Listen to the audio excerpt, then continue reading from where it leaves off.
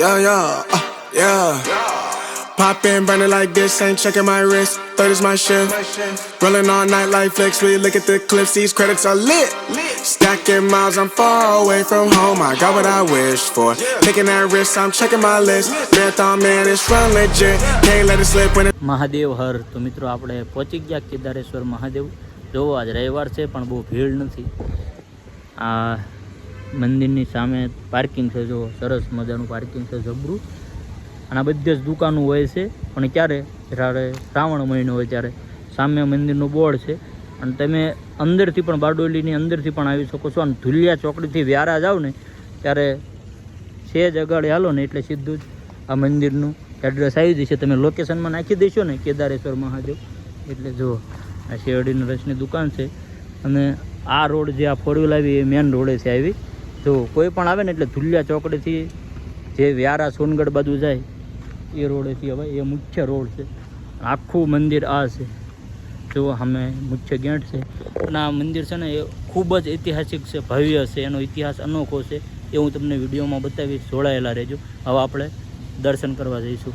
જો અહીં ફૂલને પ્રસાદીને એવું લેવું હોય તો અહીંયા એક દુકાન છે સરસ મજાની. અને આપણે શેરડીનો રસ પીને પછી જવી સીધા દર્શન કરવા માટે.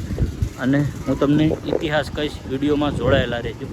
તો મિત્રો હવે આપણે જઈશું અંદરે મુખ્ય ગેટેથી દર્શન કરવા.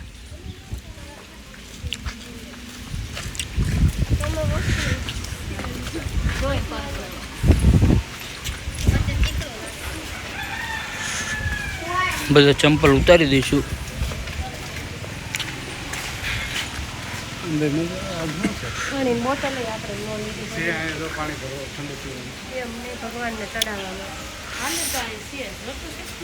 તો મિત્રો ચાલો હવે આપણે કેદારેશ્વર મહાદેવના દર્શન કરીશું.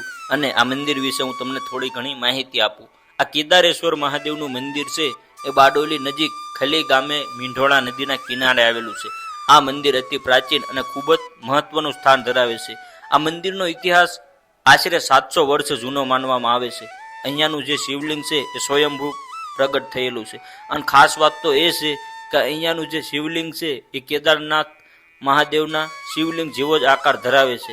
અને શિવલિંગ ઉપર ચાંદીનો નાગ સતત જળ અભિષેક કરે એવી વ્યવસ્થા આવેલી છે. અને કોતરણી પણ અદ્ભુત છે. અહીંની લોકકથાની વાત કરીએ તો એવું કહેવામાં આવે છે કે અહીંયા ઘણા વર્ષો પહેલા એક ગાય જંગલમાં એક ખાસ જગ્યાએ દૂધ છોડતી. ત્યારબાદ ખોદકામ કરતા ત્યાં સ્વયંભૂ શિવલિંગ પ્રગટ થયું. પછી મંદિરની સ્થાપના થઈ. એવું પણ કહેવામાં આવે છે કે છત્રપતિ શિવાજી મહારાજ જ્યારે સુરત આવતા ત્યારે આ મંદિરના દર્શન કરતા. તો મિત્રો આ મંદિર ખૂબ જ મહત્વનું છે. અને અહીંયા તમને શ્રાવણ મહિનામાં મેળો જોવા મળશે. જો મિત્રો મંદિરની પાછળની સાઈડનો એરિયો તમને બતાવું. પાછળ કેટલી ખુલ્લી જગ્યા છે. જો આ આખું મંદિર છે અને એની પાછળની સાઈડની જગ્યા જો અહીંયા કંઈક બને છે હોલ જેવું. ત્યાં તો બનેલું જ છે પણ પછાડી કંઈક રૂમ બને છે.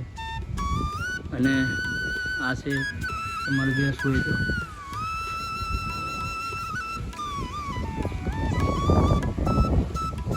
હવે આપણે જઈશું ગણપતિ દાદાના દર્શન કરવા.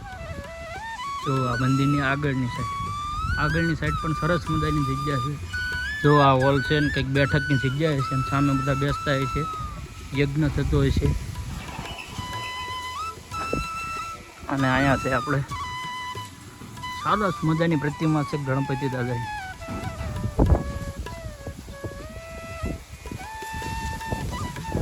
જો